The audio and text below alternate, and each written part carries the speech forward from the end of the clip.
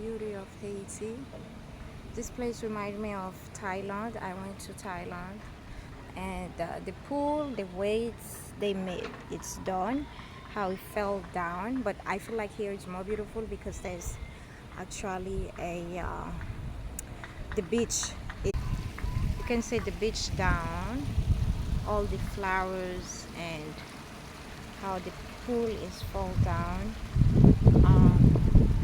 Definitely remind me of Thailand.